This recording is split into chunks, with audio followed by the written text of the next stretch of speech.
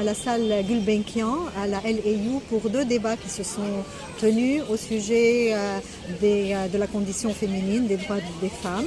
Le premier s'est penché sur la thématique de l'écriture du corps, qui est spécifique à la littérature des femmes, qui en fait se réapproprie son corps. Le deuxième débat, qui a été à la fin un peu houleux, s'est penché sur l'état des lieux du combat des femmes actuellement dans le monde.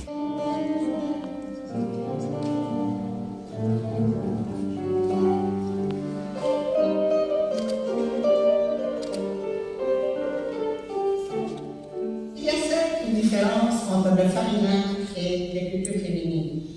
Le premier revendique une affirmation de soi, le second une différence. Dans cette apologie du féminin qui distingue notre époque, la femme veut s'affirmer contre tout ce qui fait d'elle le complément de l'homme. Le sexe alors devient une question de langage et plus d'organes. Le féminin n'est plus réservé uniquement aux femmes, il s'étudie également dans les livres d'hommes. Déjà, on est membre du Parlement, des écrivaines francophones, et il y avait deux débats qui portaient sur la question du combat des femmes. Et l'écriture et le corps des femmes. Exactement. Ouais. Leur corps, c'était déjà un instrument d'écriture en soi. Il y a plusieurs façons de représenter le corps. On peut la représenter de façon crue, de façon beaucoup plus pudique. Je pense qu'on peut parler de littérature du corps de façon très multiple. Et puis on peut aussi se poser la question quel corps qu'on représente. Donc voilà. Quand on dit corps, c'est un mot polysémique qui peut signifier beaucoup de choses. Donc, ce deuxième sexe, qui est un homme du premier sexe, n'a eu toujours la parole qu'en deuxième. Elle a dû, pour l'avoir en premier, pour s'autoriser à l'avoir en premier, mais de manière individuelle, à lutter pour l'avoir. Alors, est-ce que tout ce que je raconte là a un impact sur le roman? Franchement, sincèrement, je n'ai jamais pensé éradiquer ou donner une place secondaire, ou effacée, ou humiliante d'ailleurs à l'homme. Loin de là cette pensée, parce que je pense qu'un féminisme qui agit dans la revanche, à un moment donné, est un féminisme qui vouait à mourir. Pour qu'il y ait évolution de la femme, il faut qu'elle le veuille, n'est-ce pas? Il faut qu'elle le veuille.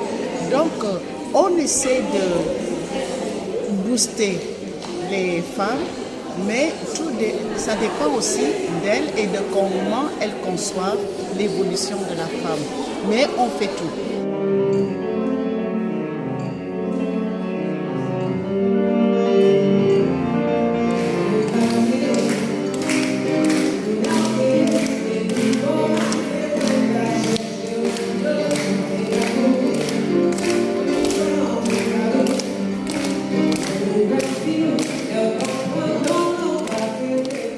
Le Parlement des écrivaines francophones est une association qui a été créée en 2018 par Faouzia Zouari, qui est franco-tunisienne et qui avait très envie depuis très longtemps de créer un groupe de femmes autrices, auteurs, comme nous on dit au Québec,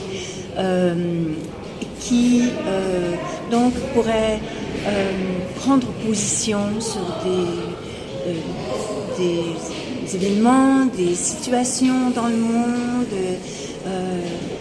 former une communauté solidaire où on est lié par notre travail d'écrivaine, notre passion de la littérature. Lorsque la cause des femmes avance aujourd'hui, c'est l'humanité qui fait son travail. C'est la cause de l'humanité qui avance. Et la musique fait avancer la cause de l'humanité parce que la musique parle de cœur à cœur en fait.